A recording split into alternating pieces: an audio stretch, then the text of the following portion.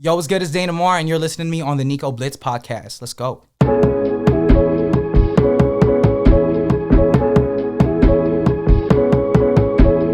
Oh my God, is that Nico Blitz? Nico Blitz Podcast, man, episode 2.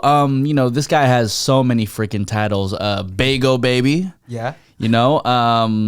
East Daygo Popstar. Yes, sir. Yes, sir. Mr. Green Tea and Honey. Yes, sir. Yes, sir. Dane Amar, everybody. What's popping, guys? What's popping? Thanks for having me on, bro. I hella appreciate it. Yeah, man, I'm happy to have you, bro. And, I actually had you on the podcast a couple months ago, like literally like in the midst of the pandemic. It was a cool interview, but I don't really like the Zoom over the internet type shit. Like, I really like this shit, bro. No, I get it. I feel like it's more personal this way, Way more personal, dog. And, we have you here in the flesh, but, we've hung out a couple times, like during the quarantine, you know? Yeah, bro. I came up a few times. Chow dropped an album, and I came for like you spun his song like on your Twitch. That was cool. Yeah, that was a good time, bro. That was a really good time. This was the same room. Yeah, exactly. Yeah. So we're in the same place right now. It's crazy. Yeah, but it's clearly hella different now. Like, there was like just junk everywhere, but I think when I first came, bro, it was just like a table in the middle of the room and like one light, bro. Like there really wasn't anything here. Yeah, but we had to upgrade just a little bit. For sure. You upgraded for sure, bro. I'm very proud of you, bro. Congratulations. And then I think, what else did we have? We had my birthday celebration, so I had you come up with like Chow and Sahi too. Yeah, that was cool too. That was a really good time too. That was hella fun. Yeah. Bro, you have a huge, I'm talking about huge audience on TikTok. Not TikTok, Twitch. Really? I promise you. That's actually like hella crazy. I had no idea. I'm not on Twitch. I'm trying to get on Twitch, but maybe I should now. I mean, from an artist perspective, from like a music creator perspective, like it's really good because I see people doing like covers or like live performing, just like very simple stuff. And I know you produce your own stuff, you do everything your own, so it'd actually be perfect for you, dog. Yeah, no, that sounds amazing. That sounds super dope. It's definitely something I want to get into for sure, and just sharing like the process of what goes behind a song, because I feel like a lot of people are interested in that. They really are, man. I mean, they really are. I mean, we're in a very content-driven, space right now. Yeah, definitely. And you are, music aside, bro, you are killing it content-wise. Thank you, bro. I'm like hella inspired by like Coi Leray and stuff. Like they just go crazy, and I feel like everything is content now. Like especially on TikTok, like everything can be content. So there's really like no excuse. Yeah. Yeah. I mean, your content will go as far as like, you're gonna call out, the pay-to-play stuff. Yeah. You're gonna be like, this is how I made like 1 million streams over the past week, and I'm just like, oh my God, and this is why I appreciate you so much, bro. Because it's like you are just so willing to give out gems to everybody, dog. Yeah, bro. I feel like why struggle if I feel like I got this knowledge from struggling, and I'm not trying to see anyone else struggle, if that makes sense, Yeah. So as I goes, I just want to give game that I could, and like I could be wrong a lot of the times, which is cool, but like I'm totally fine with being wrong. I just don't take hate. So if you're gonna hate on like my stuff, like I'm gonna call you out. But if you like say that I'm wrong with constructive criticism, I'm definitely gonna like listen to what you have to say. Exactly, bro. Because I feel like everybody nowadays, whether you have like a podcast or you're a musician or whatever, everyone has an opinion, right? Exactly. But then I think people always need to fact check like who's actually saying what the hell the opinion is. Yeah, exactly. And that makes a lot of sense. Like, I try to go everything from my experience, so that way I know I'm not giving anyone like a wrong type of way to move. You know what I'm saying? Like, this is what I did, and this is how I got past it. Even if I messed up, like, this is the way you shouldn't do it. Yeah. Yeah. Well, here's an opinion that people might share, people might not share. My opinion still, and I told you this last time we were on the podcast, bro, like, I still feel like Green Tea and Honey and all your songs are still bigger than you. No, and that's the thing too. And I love the fact that the music is bigger than me right now, because it is like, that's what I do it for, But as I'm building it up, I'm trying to build the name more and more and stuff. It's just really getting comfortable with putting more of my personality out there, because I've always been a really sociable guy, especially like with social media and stuff. But now it's more like, all right, opening up about what I'm doing and just like what else can I do to like really show people who I am, because I want them to relate to who I am too. I want to be able to have a voice and be able to inspire with my voice, also with the music. Okay. So, it still sounds like it's beyond the music for you. Yeah. I feel like, the music's definitely like taking care of you. Yeah. And, at the end of the day, that's all we really need, right? Yeah, exactly. So, I remember being like 13 years old saying like, oh, I hope music could pay for like my life when I'm like 23. I want to be able to like live in an apartment and stuff, because I was living in like with like 8 people in like a 4-bedroom house. When I was Oh younger. my God. Yeah, so it was just like having your own apartment was a whole dream for me, bro. Like I have like just off music, so like being able to do that, being able to like just live off music was always a dream. So I'm living the dream right now, but now that I got to this point, there's just so much more I want to do. There's so many more people I want to inspire. There's a lot more voices I want to be able to like help out and stuff. How old are you now? 24. Come on, man. Thank you, bro. Thank you. You said by 23. You 24 now. It happened by 22. But I mean, thankfully. see, it happened by 22. Yeah, so I was chilling. And like now I still am, and music money is like still coming in and stuff. So I'm just trying to find the next way to elevate it. That's probably my goal. Right now. So for the people who haven't heard the story of Green Tea and Honey, I think you said you were writing it in your car, right? Yeah. I wrote that one in my car. I wrote it at work. I found the beat in the morning. And there was just like there was just someone that was on my mind that whole time. Like we were kind of talking at that time. And I just like wrote it about her. Yeah. And it was just like a feeling like I just wanted to capture the feeling she gave me whenever we hung out. Yeah. And I mean, that's the beauty of music though. Like I feel like it's songs like that I mean, definitely relate to the masses, bro. Yeah. I mean, I'll tell you like this. I think you have one of the only songs that can get played at a boba shop and also at the club. That's crazy. I saw you drop it at the club, bro. That like made my day, bro. You don't understand, bro. When you sent me that, I was already out in Baltimore just getting done with the studio session, hella tired. I was like, man, I'm working hella hard. My voice was kind of shocked because we were like trying to do more singing stuff. And like, I had a vocal coach there trying to teach me how to sing a little better. But you sent me that and then like my inspiration went back up and I was like, oh, we got to get back in the studio. Like, this is crazy. Yeah. You know, I had to throw it down. It was we were at Arena and it was like it was damn near after hours because people were already leaving. I was like, okay, like I always like to end my sets, especially if I'm closing, with just like some R&B, slow type shit. And I was like, okay, we're in K-Town, hella Asians. This might just pop off. And I'm like, yes, thank God this shit worked. I'm very happy it worked, bro. Because like honestly, that's something I fear too because I don't know the like love Green Tea and Honey has. Like I get it through messages and stuff and all that, but it blew up over the pandemic. So like now actually going out and seeing people like come up to me about Green Tea and Honey is really cool because I couldn't really see that physically. I was just seeing like numbers on like an app. Yeah. Yeah.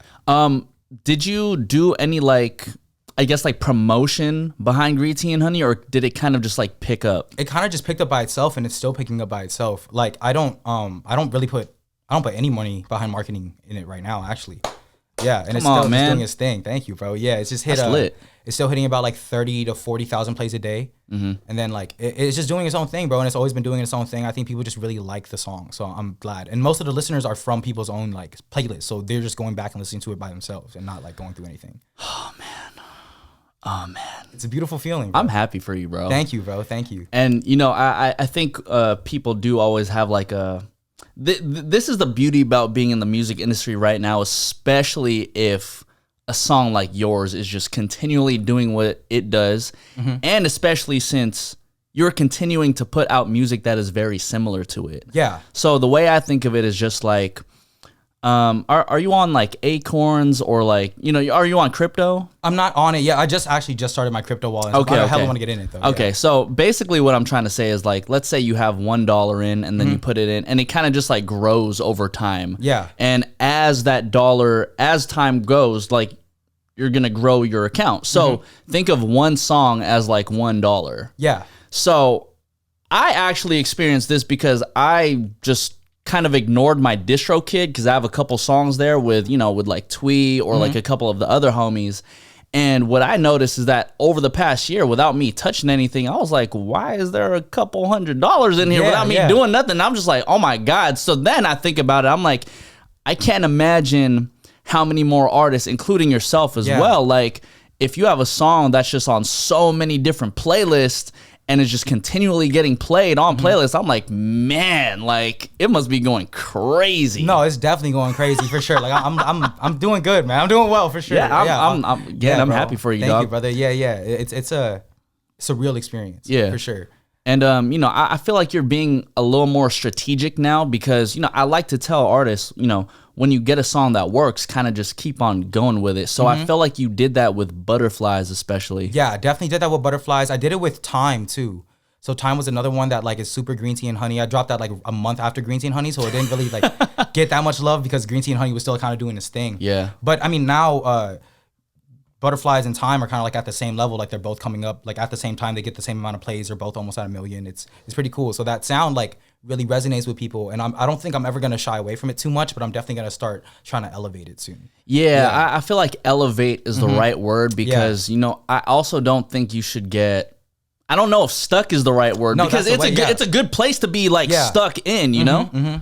I could definitely see people getting comfortable in this situation for sure. Like if someone was like if the goal was to just live off music and stuff, then like I could just be chilling for sure. But like now the goal is to inspire the whole world. You know what I'm saying? Like I want to be able to say I'm one of the best artists out and then also find the next artist out. Yeah, because I feel like if we use Drake, for example, Drake started off with like the R&B shit. Exactly. And then, you know, he expanded to, I mean, he's doing like reggaeton, he's doing dance hall. And I'm like, okay, I mean, I don't know if you ever thought about doing that, but I know you love the rap shit because that's what you grew up on. Yeah, I love the rap stuff, but like, I just love music in general, bro. So like, especially like Drake being who he is super inspiring because he's such a genre fluid artist. He's like everywhere, you know? So that's exactly what I want to try to be too. And right now it's the acoustic pop lane that's doing really well for me, but I'm like pushing it. I'm trying to drop like more West Coast R&B stuff coming soon. I actually have a West Coast version of Green Tea and Honey coming very, very soon. And that features Heartbreaker and Me You from Thailand. Oh my God. Yeah. Come on, man. That sounds lit already, bro. That's going to be crazy, bro. So that's coming actually very, very soon. I'm just waiting on vocals back right now, but like most of it's already laid down. So we're just waiting. Wow. Yeah. So I'm assuming you knew Heartbreak already because isn't he an SD? Yeah. Heartbreak is my cousin. Yeah. Heartbreak is my big cousin. So I didn't know that. Wait, like blood or? Yeah. So like, yes and no. He's related to me through my stepdad. But I knew my stepdad since I was like 13. Okay. And like my stepdad always brought me around his family. So I knew Heart before he was a Heart. And like right before he made the transition into being a Heartbreaker. That's fucking sick. Yeah. You know, he's super popping on YouTube. He's been doing his thing, man. He's doing his thing. And I'm so excited for him to drop the new music. Like I've been with him going to studios. He's really like taking me under his wing and like really showed me like how stuff is supposed to be done. Cause when I started coming to LA, I'm like a bedroom producer, artist, you know, like I kind of just do everything in my room. But he was the one who like got me out my comfort zone and be like, yo, come with me to the studio. I'm gonna get an engineer. I'm gonna show you exactly how like we record when we're out and stuff. So he was taking me to like all these studios, all these sessions, and just really giving me game and like letting me meet all these people that are in his lane too, that like could help open doors in my lane and just really help me try to learn how to talk to industry people and how to just like really navigate. Yeah, I mean, it's good to have somebody like that in your circle because I feel like it's easy when, let's say you blow up like, you know, off of like some bedroom shit, right? Yeah. You're not prone to, I mean, you're not aware about what happens in the industry. So you're very susceptible for getting, you know, kind of just. Yeah. No. There's a lot of things that can go wrong, bro. A lot of things. And I've had like a lot of bad offers that have come up to me, but thankfully I didn't sign any of them. That's good. And like I would know, like, you know, I really, I'm a student of the game. I like to think so. So when Nipsey was coming up, my uncles and stuff were all about him. They didn't know what they were talking about, but they would be like, make sure you own your royalties. They don't know what that means, but it really like. But they just said it. Yeah, they just said it, which kind of put it in my head already to kind of look it up myself and get more deeper into it. What are royalties and stuff? And that's why like learning all that now, I want to give that game back so people don't have to like do that extensive research that I did. I could just give it to them in like a minute or less. I feel you on that, bro. You know, going back to, I believe that the, you know, Green Tea and Honey in your music is a lot bigger than you right now. Yeah. I feel like you're still kind of in that perfect position because you can just go out, chill, do your thing. Yeah, you know what I mean? Just be like a regular human being. Mm-hmm. And it's cool. It's nice. I like doing that. Like, I mean, I don't really go out anyway. So like, neither do I, bro. Yeah. I'm just like, especially with quarantine, I don't know. I just feel like I'm a lot more introverted now, so I just like kick it inside. You know? But it is a nice little area to be at. But hopefully, my goal is to like grow out of it and become like, you know, my goal is to like I don't want to be able to walk out the house, so it just gives me a reason to stay in. Yeah. Okay. I see what you mean. I see what you mean. Mm-hmm. You know, I think over quarantine, you, Chow, and Sahi have just done like some of the funniest, most entertaining content, dog. Like I will watch. There was like a music video where y'all are like taking a piss. Yeah. And I'm over here like, what? I'm like, bruh, like I find it hilarious. Yeah. But then when you go on like the Thizzler comments, they're going in on y'all, they hate bro. us. They hate us, but we love it. We love it. Like we take that hate because we know like they just don't get it. Like they think we're serious, and we're just like wild to think that like, wow, you think we're serious? It's just like it's just really kind of insane to like really like, oh my gosh, you think that these guys are like this is like serious rap for us? Like Yeah. yeah. But it's cool because like we're all very good at what we do in our own like lanes and stuff. It's just I feel like BayGo is when we could really have fun, you know, like me, Chow, and DJ would just get in a room. We hear like a love song and be like, damn, what would it be like if like King Von and Babytron rapped on this? And then we just try to like emulate the flows of people that we're listening to right now just because it's fun to do. And it's good practice. So why not? Yeah. I mean, it's good to have music like that because, you know, you'll have the green teas and honey, but then you can have the green tea and henny like coexist. And it's like, you know what I mean? Like, I feel like the green tea and henny type music that y'all make with BayGo is like so niche, but then it's like fans of you, Chow, and Sahi all kind of just come together, and it's kind of like an inside joke at that point. Exactly. Yeah. We're trying to make it like a cool inside joke thing. We're actually working on a BayGo album. We're working on a BayGo 4-piece episode thing that we're trying to do, like a whole little series. Wait, what you mean 4-piece episode? Like 4 episodes, like a little season, like a little BayGo, like a thing. We're working, man. We're trying to get some stuff going on for sure. Wait. We're not gonna go over that. So is it like the day in the life, or like are you guys like acting as other people? No. We're gonna be like, so it's kind of like a day in the life, but like a scripted day in the life. Like we kind of want it to be like a very dumb like 10-minute episode each, like kind of like The Office each episode, but just following us through like the days of our lives, where we're just gonna, you know, make some stuff up, kind of make it like an actual TV show, and then just like kind of just have fun with it. That's the goal. Yeah. So we're trying to get some money for funding that right now, and like trying to write the script. Hey man, look, I'll fund it. Yeah, for sure. I'm with it. Oh, let's do it, bro. Let's do it. How much y'all need? I'll put in $1 at the very least. Thank you, bro. We need that for sure. Every dollar counts. But yeah, no, we just right now I think it's just more so like, what are we even gonna do? Because that's the goal though. We're trying to do like a little 4-piece episode just for like our fans, just to have fun with it, you know? Yeah, that's lit. What made you guys want to actually create the group? Can I talk about drugs on here? Yeah, bro. Acid. Yeah. Shut the fuck up, bro. Bro, so like, there was this time where like I was cool with Chow and Sahi, but like we weren't like hella close friends yet. We were just like kind of acquaintances. Like whenever they come out to LA, I would show up and say hi. And then I went up to the Bay because they invited me out, and I was like, I'm just kicking with these guys. They're hella cool. I like them. And then they were like, yo, you want to do acid, bro? And I was like, fuck it. So we just all did acid, and Chow was just like making this crazy beat. It just sounded so chaotic. Like he was kind of just playing everything in the same 5 seconds and adding instruments within 5 seconds, and it just sounded like a lot of noises together. And then he slowed it down and like really kind of calmed down with it, and that's when we made the first BayGo song, which was a Mariah Carey flip. Oh, yeah. Was that up on a Christmas? It was also it was the Christmas record. Yeah. It was also rapping about guns on a Mariah Carey record. Yeah, bro, that shit was fire. That shit was fire. Yeah, bro, that was like we were just hella bored. And then I don't know, that just came from the acid. We were like, damn, bro, I think we got something. Like this is crazy. Y'all are crazy, bro. Y'all are absolutely crazy, dog. Yeah, bro, it was wild for sure, but it was fun. Okay. I've never been on acid. Yeah. I haven't taken like hard drug allegedly since like, I don't know, when I was like 14, 15, right? Okay. What was the craziest acid trip that you've been on? My first one, bro. So like my first one was like wild. I was with the homies out in San Diego. My homie Zuma was moving out to Japan to go like start a new job, just basically start a new journey. And they were like, yo, you guys want to try acid? We're going to go to like La Jolla, which is a beach out in San Diego. Oh, yeah. Yeah, we're just going to go walk around, you feel me? Just go have fun. And then I was like, I've never done it, but for sure, why not? So the homies gave it. I took a whole tab, which everyone told me was like kind of crazy for my first time, but I just wanted to do what the homies were doing. You're nuts. Yeah, and then we were just walking around, bro, and everything was just more like vivid. My heart was beating a lot faster than usual, but I wasn't like struggling to breathe or anything, you know? And then I don't know, I kept hearing voices in my head all day. Which is, that's kind of weird, I'm not gonna lie. I kept hearing voices in my head, just like asking me like, yo, are you ready? And I was just like, I never knew what I was saying yes for, but I was just like, yeah, sure, I'm ready for whatever. And then like, yes, bass yeah, God. yeah. I was just like, yes. But it was like different voices in my head throughout the day. Around the end of the day, it was like a spring equinox thing. So it was like the sky changed into 2 different colors because it was like the first day of spring. And in San Diego, it was really weird. It was like one side was purple, but the other side was a sunset. It was a crazy day, bro. It was a crazy day, and it wasn't the drugs because my friend who weren't on drugs also were like, this is like insane. Like we were like right in the middle of like the sky turning purple, and the other side was a sunset. Hey, that's kind of lit. I wish I could have seen that. Yeah, it was beautiful. But like after that, I asked like the question in my head again was like, are you ready?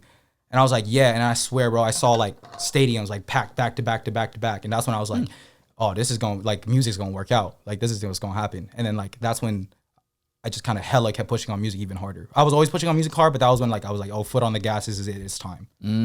Yeah. You know, you kind of influenced me to, you know. I'm saying, bro. I'm saying it's an experience if you're like with safe people. Definitely don't just do what you're doing. For sure. You need to be around like a good group of people and like that you trust fully, that you know, like if something happens, like they got you no matter what. Yeah. And then like there's usually at least 1 or 2 sober people that just like kind of make sure everyone's good. Yeah. I mean, I've participated in like the shroomies, you know. Yeah. So, No, I mean, I kind of, you know. You feel me? It's kind of the same thing, just like more intensified. It feels man-made, like man-made shrooms. Okay, I watch a shit ton of Joe Rogan, bro. Yeah. I've always considered doing some ayahuasca. I definitely thought about it too. I've definitely thought about that and DMT. Yeah, but same. I'm so scared I won't come back. Yeah, I mean, I've heard it's like crazy. Yeah. Like, you know, basically, I mean, you've watched Inception, right? So I feel, from what my understanding is, you can kind of get like 10 years worth of time in like your 2 hours type of situation. Yeah, that's insane. That sounds really crazy, bro. It sounds like a lot, but yeah, I mean, I'm pretty down though. The way Joe Rogan talks about it, bro, I'm like, I don't know, maybe it's time. You never know. What if that's the key to just like everything in life just working for you? You're right. You really don't know. So it is like an option. Yeah, it definitely is not. I mean, I'm just saying, man. I would definitely do it. No, I feel you, bro. But you know, I would also have to be in a very safe space in my head, because I also heard you can't be like, you know, hella paranoid, tripping out about everything. No, definitely. I just feel that in real life too. You shouldn't be in a situation where you feel paranoid or anything. That kind of like, why would you even be there? Yeah, facts. Yeah. Is it purposeful? Because I know Chow and Sahi ended up dropping their record Candy, and then literally a week later, you drop your record Candy, and I'm like, this got to be planned. Nah, it wasn't. So it was actually like a really big mistake. Like I didn't realize it until like after, because they dropped their track Candy, and I was like, I forgot. I didn't know why I was inspired to write a song about candy, but I'm very sure it was them. And then like I made it probably that same week that I dropped it. Like it was just really quick. We made that song really fast. So I just did my part, and then I sent it to DJ. And I was like. And they were like, oh, yeah, another Candy. And I was like, what do you mean? And then I looked up their stuff, and I was like, oh, no way. So it wasn't like planned or anything, but it was just like a really nice coincidence. Okay. Yeah. I mean, that's what's up. Yeah, that's cool. Yeah. Ain't no bad. I literally swore that y'all just planned this shit. And I'm like, this is actually kind of some good marketing. It would make sense. I mean, we might just steal that idea now, but yeah, definitely we'll give you a percentage of the idea. Man, look, give me whatever. I'll take whatever it is. Got you, bro. East Daygo Popstar, bro. Yeah. Like, I mean, it's a long album. I'm not gonna lie. It's a pretty long album. It is, but you know, you do got some records on there that I really enjoy. Why did you decide to call it East Daygo Popstar? So before it was actually gonna be called Parallels. And then like that album cover is gonna be like 3 different versions of me, which is like the rap version, the pop version, and the R&B version. Yeah. But I was like, I think that's like too like on the head, you know, like too like to a front. Yeah, to a front of me trying to do different genres. So I was like, all right. Like, I'm from East Daygo. That's what we call it out there. And, like, that's, like, the hood I'm from. So, I'm, like, the pop star in my hood with Green Tea and Honey because it just, like, kind of blew up, like, and it's just, like, a love song thing. So, I just kind of came up with that together, like, East Daygo Popstar. And now I feel like it's just a very good way to brand myself as an artist in general. Like, that's what I want to be known as when I do blow up to be a worldwide artist. Like, I want to put San Diego on the map as well because that's where I came up from. So, when people think Dane Amar, I want them to think East Daygo Popstar, like, from my career point going forward. I feel it. You know, since you come from like East Day, I'm like, what's it like over there? It's so around the 1970s is when like the Vietnam War and like all that stuff was happening, the secret war in Laos. That was when a lot of refugees would come out to like California. San Diego was one of the places, and it would be in East Side San Diego where a lot of the refugees would be. So growing up, you know, a lot of my uncles and a lot of like my friends' uncles and stuff had to deal with like racism as well as like getting jumped all the time, which would result in them making their own gangs and like trying to protect everything themselves. So now there's like a whole gang community within Eastside San Diego. There's that like, you know, just come up trying to just protect themselves. Now it's still out there now. It's not as prevalent. Most people out there are more like hustlers and stuff now, but growing up it was pretty bad. My house got shot up like 3 times and stuff. Like, oh my God. Yeah, like a lot of my uncles were like kind of just in the weeds of everything, you know. And they always taught me the streets, but they always told me to stay out of it at the same time. Yeah. Yeah, like they always gave me the game on how to move. They always brought me around their friends, so I know a lot of like OGs from like different gangs and stuff. So I'm pretty good, like, usually everywhere I go, because everyone kind of knows who I am and knows who my uncles are, or like my cousins and stuff. But yeah, it was just a lot of things like that was happening out there. A lot of shootings, people were dying and stuff, and just a bunch of different race wars and gang wars. A lot of the Asians and Mexicans usually wouldn't get along. There was a lot of like Asian and Black wars stuff too. It was pretty bad back then. It's a little better now though. It's pretty better now. I mean, I know your uncles were telling you to kind of like stay away, but how did you stay away from all that? Because I feel like when you're in an area where it's kind of just surrounding you all the time, it's very difficult to literally just stay away. No, it is. It was very hard to stay away, especially because my house was the kick it house. So like, so everyone would just come to my house to come kick it, and like for all my uncle's friends and stuff. But I just found music, and that's just kind of all I wanted to do. And like, I did used to kick it with them. I would like go outside and like show them the stuff I was working on, but it was when I was like 11, 12, so it wasn't even like good stuff. But they were always like supportive, so I liked making music while they were there, knowing that I could finish, go outside, get their opinion, and they were probably just showing love because I was like, just little Neff trying to make music. But look at this 10, 11-year-old doing this shit, like doing this thing, and they're like. But then they just kept seeing me do it like every time they would come over, and they're like, damn, like he really like does this, like he wants to do it. So I don't know, music just really kept me out of everything, and like I was around a lot of things, and there was a time where like I almost got jumped in because like when the people I was hanging out with at the time, like they were all Crips, and they pulled like the homies that I was around, they pulled me aside and they were like, yo, if you get jumped in, we're gonna jump you even harder again because this is stupid as fuck for you. Like you've been making music so long, like just do music. Like doesn't make any sense for you to do any of this stuff with us. And so like that was when I realized they were right. And I was just like, yeah, for sure. Like, that's when I started focusing on music more, stopped hanging out with them a little less. It's still all love, though. It never, like, the love never disappeared. It's just, they understood I had to do what I had to do. And then whenever they need help or anything, they could hit me up, too. Yeah, I feel it because from what it sounds like, it seems like they saw so much promise in you and saw where you were going. So they're just like, you know what, like keep on doing your thing because you have a chance to like really get out and like do what you got to do. No, exactly. And I thank them for that every day, bro. Shout out my cousin Young Stuntino. He's the one who like actually said that to me directly. So shout out him for sure. That's what's up, bro. Is there any like, I mean, because Green Tea and Honey is basically like, it's like a chick song. Yeah, yeah. Like how does your hood like kind of take that record? They love it. They play it with their girls, bro. Like I have all the homies, like the hella hood homies. They're just like, hey, bro, because I'm not gonna lie, I be playing that around my girl, but not the homies. I'm like, why don't you just play it around the homies, bro? Just play it around the homies. You good, bro? You can tell the homie your Green Tea and Honey, bro. It's not weird. Yeah, it ain't weird. Look, we go to the boba shop right there. We Gucci. Exactly, bro. But nah, so like they love it, bro. They're not like.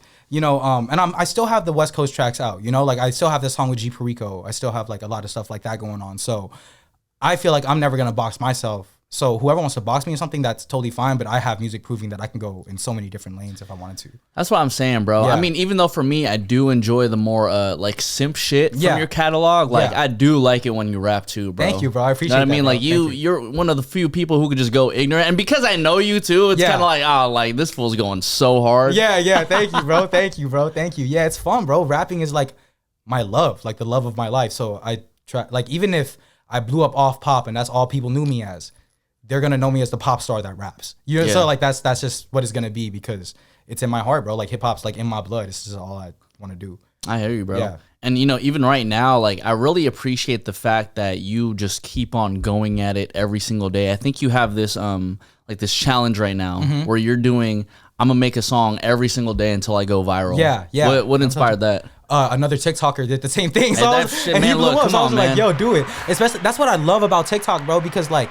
Even the people that are original, everything is not original, and it just shows like it's not. Like you could copy the same thing and blow up off of it, get your own fan base, and then connect with the same person who started it, and then now y'all can make a video together trying to make something else go viral. You feel me? TikTok is so full of connections. Like I've met. Have you ever heard of Futuristic? You remember him? Yeah, he's from AZ. Yeah. Great rapper. I've been listening to him since 2012. He followed me after I started dropping tips on TikTok, and he hit me up saying that I'm doing great stuff, and he wants me to like. We were just talking about his new company, Indie Amplify, which is something that is great for indie artists too. So we were just kind of chopping it up about that, and he was showing love, which was crazy because that was my first week posting on TikTok like consistently, and I was like, wow, this could kind of take me somewhere. I should just keep going. Yeah.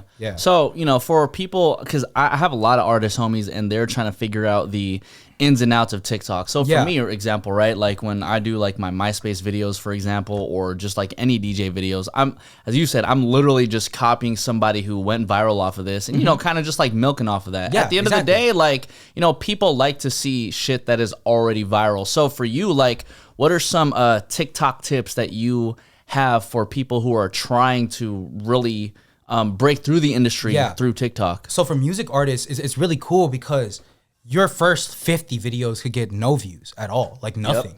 But the thing is that, like, what I've seen personally is the homie Nico Raguso. He's someone that I kind of study a lot. He's someone that I always see on my FYP For You page. He's not that popping right now, but he's like getting up there for sure. I think his song just hit like 20,000 in a day or 2 days or something. Oh, congrats to him. So like, yeah, he's going crazy. But like, what he was doing was for about 3 months before the song even came out, he was making a TikTok video every single day. With that same sound, like the hook of the song. And he's just like, just drop this, it's gonna be a hit. And like the first few videos, like I saw them, but they weren't getting that much love.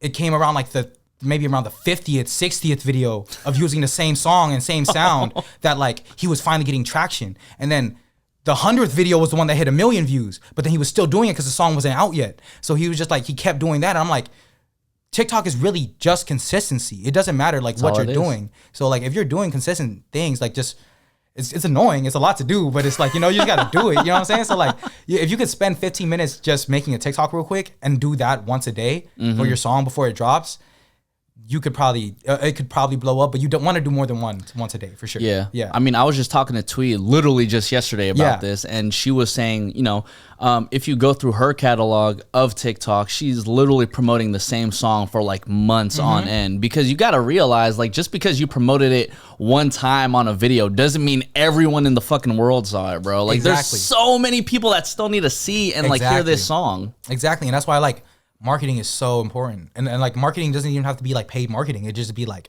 doing that, like making a TikTok video every day, posting on Instagram every day or something like that. Yeah.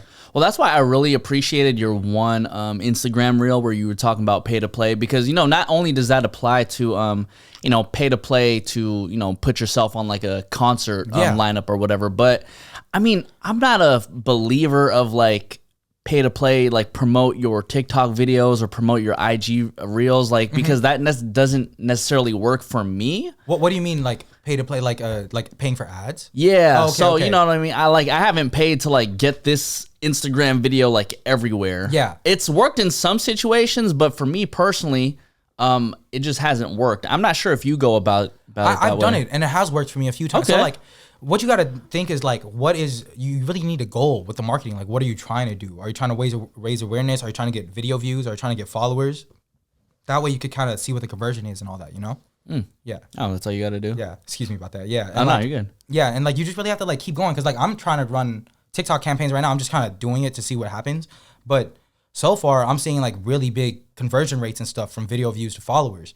So my plan on TikTok was like, try to get more followers to see what happens. I threw like $100 in like an ad to see what would happen. Just like, you know, just money to see what would happen. I don't know what's going to happen.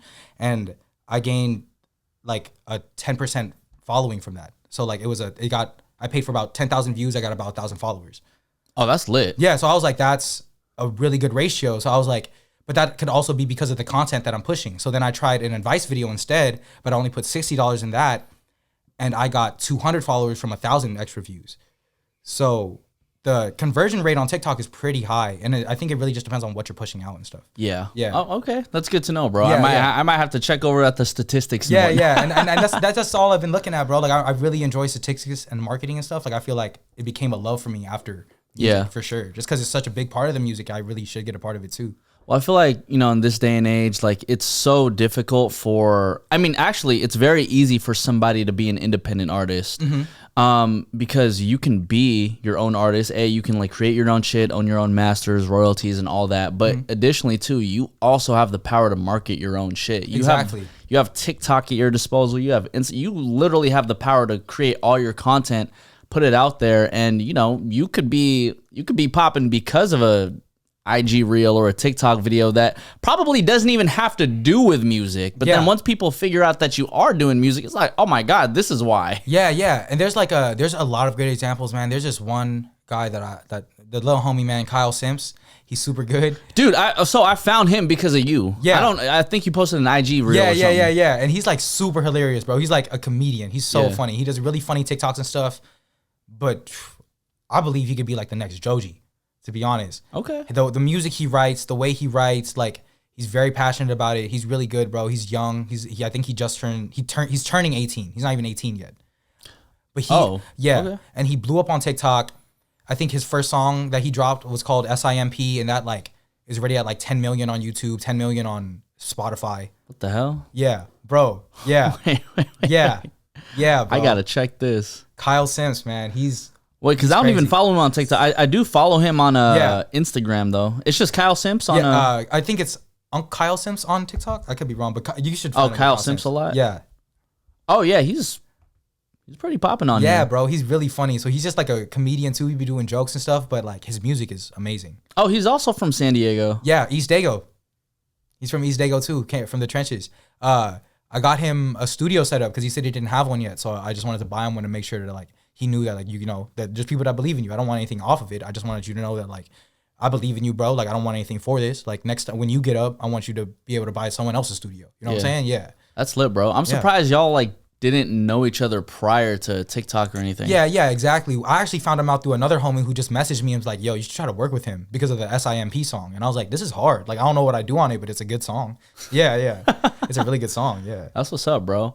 Do you have like any other tips for, up and coming like artists? Because, I feel like you've just been giving out so much free game on Instagram, bro. It's ridiculous. I'd be trying, man. And it's hard because a lot of people also hit me up for like a consultation, which is like hard because like I don't want to like take a hold of your career. I don't really know you like that. I mean, you know what I'm saying? That's like borderline manage. Yeah, for real. Like I could definitely just like, I don't know, you could look at my general tips and I could tell you that. But yeah, I don't know. I guess consistency is the biggest thing. And like not getting too attached to a product is very hard because like you see the way me and Chow work, like we'll drop a song, we'll promote it for a week, we drop another song. I'm telling y'all content's great. I literally just commented on Chow's one of his posts and I'm like, dog, how many songs you dropping this week? Yeah, bro, he's going crazy. But like that's how we usually work. But now we're just like consistency and just keep marketing the songs. Now I'm getting more into like, all right, even if I do drop a song, like I'm just gonna market it crazy. Like I'm just gonna go crazy on TikTok, making it a video every day until one pops off because all you need is one. Yeah. Right. All you need is one. So once that happens, it just happens. But yeah, that I guess just keep consistent and keep your mind strong for sure. Let me ask you this. What inspires you? What keeps you inspired, bro? My family. 1,000%. I miss them every day, bro. I'm the only one out of my family that like really moved out. So like out of San Diego, I'm very sure it was hard on my mom. She like did not want me to move at all. But it just San Diego was such a stagnant place for me. I was getting too comfortable. I felt like just I already hit my ceiling out there. There was no way that I could like grow. So I needed to get out of the city. I came out here, started making music, and just like the feeling of missing them is probably what drives me to go harder. Like I write songs about missing my little sisters like every day. Like I call them every day. I try to call my like cousins and stuff like every day to make sure that everyone's good, So missing my family is definitely the biggest inspiration for me, and knowing that like once everything is right, once I'm becoming one of the biggest stars in the world and like the music works out, I could finally like be able to buy like 3 houses. And that's my goal, to buy 3 houses in San Diego right next to each other so the whole family could live there. Because when I grew up, we all grew up in that one big house. I don't want to lose that connection. I want us all to grow up together, but I want more space. So the goal is to get like 3 houses right next to each other and just have us all live there. Come on, man. That's yeah. That definitely earns the applause, bro. That's fucking lit, bro. I always have like a thing for people, and I can kind of identify people in this way. Like when you do something that's just beyond you, like the fact you want to buy 3 houses for your family, bro, like that's insane. Like I always told my grandma, because, growing up, like I was a little bit more in a comfortable situation, like my grandparents always kind of made sure I was good. So I told myself, okay, let me move out to LA. Let me do everything by myself and see like how well I can fare. And, I always told my grandparents, I'm like, at the end of the day, what I want to do is I want to pay you guys back like tenfold. Yeah. Whether that be like getting you guys a house in the Philippines or just making sure y'all eat every single day and y'all don't got to spend a freaking dime, bro. Like, you believe in manifestation, bro? Always. Yeah, 1,000%. I try to manifest every day. And this morning was actually a pretty emotional like manifestation for me because I got verified yesterday. So congrats on that, bro. Congrats. Yeah. Thanks, bro. Congrats. So, hey, first of all, let me say this. This man got the most fire voicemail. If you call his damn phone, he got the most fire voicemail. I got the best voicemail, just to let y'all know. And I posted a snippet on TikTok, on Instagram and TikTok if y'all want to watch. And he did it right after he got verified. I'm like, man, this guy changed the fuck up right away. I changed right away. I was like, blue checks? Yup. No, I'm not answering any calls. Listen to the voicemail. But so you were saying like, you know, this morning was a very emotional morning for you. Oh, yeah, bro. Because like, you know, the verification check and just like really getting to this point where like, because when I started making music, it was with my cousin. And he passed away, sadly, in April of 2020. He got shot. R.I.P. Let out on the table. Rest in peace to my brother. But yeah, that was just like really hard on me and just trying to go on that. I'm sorry, I forgot where I was going to go with that. What were we talking about? We were talking about inspiration, manifestation. Yeah. And then just thinking about that and just like manifesting, like buying, like I was just really envisioning, like really trying to close my eyes, like buying those 3 houses. And I already know where I want to buy those 3 houses. Like exactly like the plot, like where I want to go. I'm envisioning like going to Arizona, taking his daughter to go shopping, like giving her like $1,000. She's really young, so she doesn't really not have that much, you know. So I want to get her like a bunch of clothes, like a lot of stuff that we didn't have growing up. Because his biggest thing telling me was like, I remember he was like 17 when he had his kid, so we were like pretty young, and we were talking every day. He would just call me. He's like, bro, I'm just not trying to be like our dads, you know. Like I really want to be in her life. Like I really want to like help as much as I can. So now that he's not here, like I feel like it's my responsibility to do that too. So like just manifesting and all that. Like I envision it every day of like taking her grandma and his little brother, buying them a house as well out in Arizona. You know, getting a family friendly media house in San Diego. And then just like, you know, worry about me after, but like making sure everyone else is straight, cool first, you know? So I manifest that every day, bro. Just trying to do it.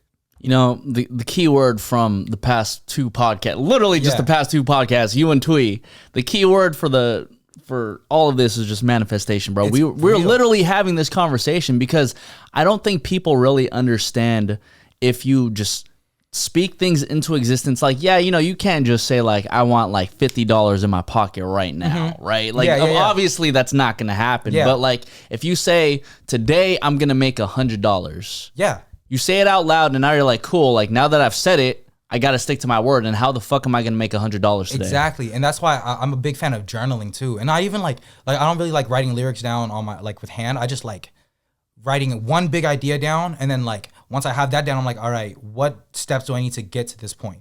You know, so like big goal, one of the biggest artists in the world, steps I need to get to this point, like more PR, more, more money behind the music, double XL freshman cover is like a big goal of mine for like 10 years now, but that's going to be something I'm going to do for sure one day. So like just writing these little steps down until it gets to the bigger goal that you want to get to is definitely going to help you lay out your roadmap and just show you that things are more accessible than you think they are. Man, it's just been gems all day, bro. It's just been gems all day. I mean, like y'all literally need to follow this man on Instagram because I got y'all. You know, it's always so heartwarming to me to see people like really give out these gems because I feel like even just like a couple years ago, people just kind of wanted to keep all the game to themselves. And I'm like, dog, like there's so many people out in this world. I mean, I referenced this the other day. Wale had an interview with Drink Champs, and he was talking about like, you know, a lot of people are artists. A lot of people are podcasters. There's not enough fans anymore. I'm like, bro, like, okay, first of all, there's hella fans in the world. There's hella fans, bro. So many.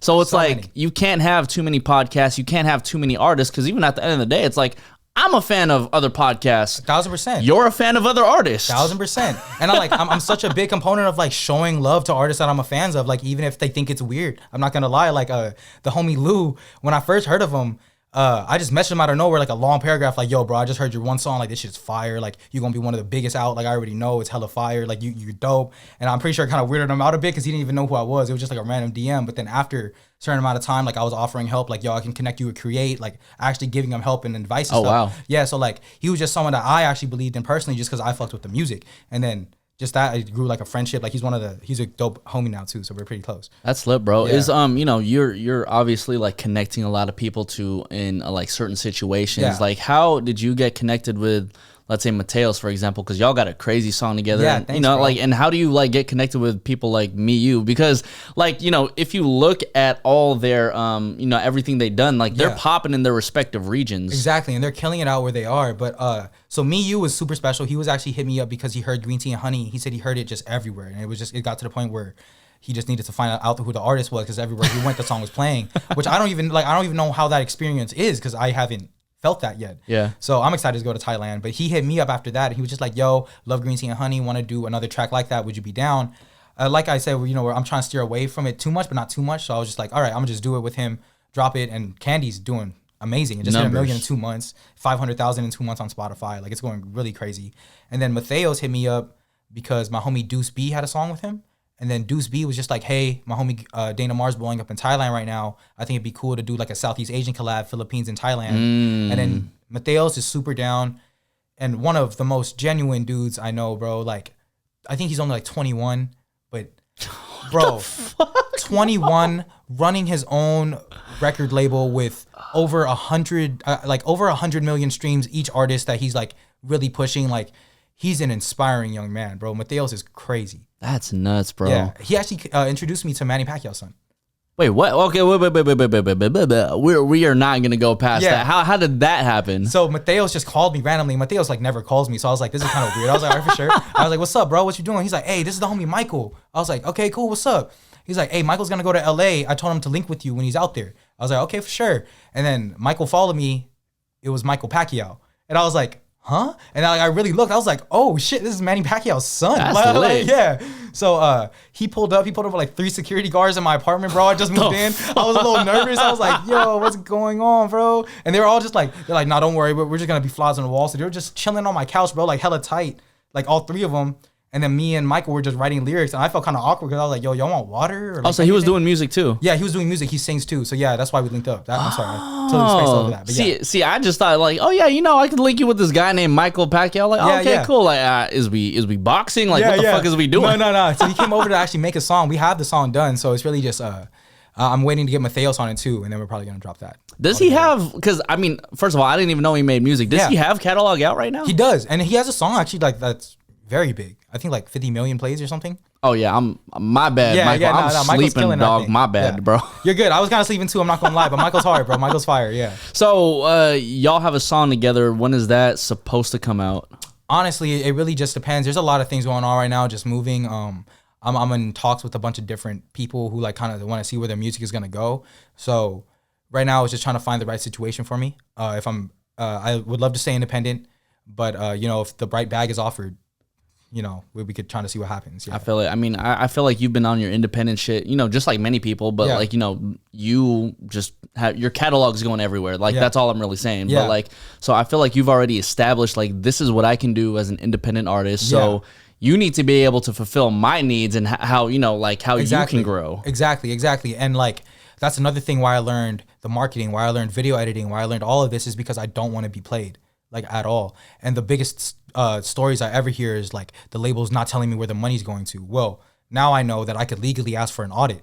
Now I can know, like I could like show me where this money is going. You say you spent this much money on marketing. Did you really? I'm gonna contact the director to make sure that money actually went to them. Like, come on, yeah, bro. because the producer is saying he didn't get paid yet. So where's this money going if you said you paid them out? You know what I'm saying? There's a lot of routes that I want to do, and like my biggest thing is like not getting played at all. So now that I know a lot of like, I'm not saying I know everything, but I know so much in different things that no one can really play me, and I know like what things cost, and I know like what's a fair price. I'm so proud of you, bro. That's all I really gotta say. I'm so proud of you, bro. Like, thank you. Oh my god. Come on. Oh my god. Is that Nico Blitz? Dane, on TikTok, a lot of the poppin' content that I be doing is actually like karaoke records. Yeah. So I'll have people on my TikTok sing their top karaoke songs. You think you're ready for that? Oh, for sure. Yeah. All right. So Nico Blitz Podcast, Dane Amar, top 3 karaoke songs. You got to sing it. Let's go. Okay, let's go. Oh wait, I just gotta sing randomly? Yeah, you just gotta sing 3. 3 of my best songs or 3 karaoke songs? 3 karaoke songs. Your favorite, your top karaoke songs. Damn, this is on the spot. This is on the spot. I can't really even think of a song right now. That's why it's whatever comes to the top of your head, dog. His palms are sweaty, knees weak, arms are heavy. There's vomit on his sweater already. Mom's spaghetti. He's nervous, but on the surface he looks calm and ready to drop bombs. But he keeps on forgetting. When it goes down, the whole crowd grows so loud. He opens his mouth, but the words won't come out. He's choking now. Everybody's joking now. The clock's run out. Time's up. Over. Blow. Snap back to reality. Oh, there goes Rabbity. Oh, there goes. Yeah. That was one. Let's go, dog. And for the record, you did. That was like the longest karaoke version that people have done, but keep doing your thing. That was number 1. Number 2. Damn. Why can't I think of any songs right now? This is yeah. Shawty want that THUG love. Shawty what it is, come kick it with a thug. Okay. Walk, talk, walk around, feeding them doves. She want that THUG love. Okay. Yeah, I probably messed that up a little bit, but that's one. Hey man, that's another one. Okay, give me the third and last one. You gonna get 100 on the magic mic. Let's go. It's just too little too late, a little too wrong, and I can't wait. But you know, just the right things to say. You know, it's just a little too late. Dane fucking Amar, everybody. Oh my God, man. For sure, I didn't know we were doing it without a beat. I thought you were just gonna throw on beats and I had to do something. No. I mean, man, look, we gonna get to the rapping part like later on in the future. But bro, Dane, I'm so happy to have you, bro. 2021. Jesus Christ, the years are getting jumbled. 2021 is coming to an end. When can we expect, like, I guess, new music from you, or even that 4-piece episode of you and like BayGo? So the BayGo stuff is definitely gonna take a little longer because we wanna like, the thing is, like, we are making funny stuff, but we're trying to put like cinematic quality like into it, so that way people are like, what are you doing? Like, why are you putting so much money into this? And that just raises interest in alone, because like, why are they doing such stupid content with such beautiful quality? Yeah. And then but yeah, so new music very soon. I'm actually planning on dropping a whole West Coast R&B project, so hopefully that could be soon. I'm trying to do it by the end of the year, and then like just be ready for the new year with like a bunch of more new music. Question: Are we still doing the MySpace project? No, 1,000%. I'm still working on the songs. See, I heard him say no. I'm like, no, Jesus Christ. Yeah, no, 1,000% we are. I'm still working on the songs, and I'm leaving the intros open for you to come over and record. I just want to have at least 5 songs ready for you when you do come record. Let's fucking go, man. Yeah. I don't know when that's gonna drop, but it's gonna drop. You know what I mean? The MySpace mixtape coming soon. That's where I'm flipping a bunch of MySpace songs. We got the homie E-Trizzle producing on it. We got Jem Made It on it. We're getting OMG Kenny on it. We're getting a lot of California love on it. And it's going to be great. It's going to be great for sure. There we go, man. Boom. Dane Amar, everybody. Nico Blitz Podcast. You feel me? Yay! Oh my God, is that Nico Blitz?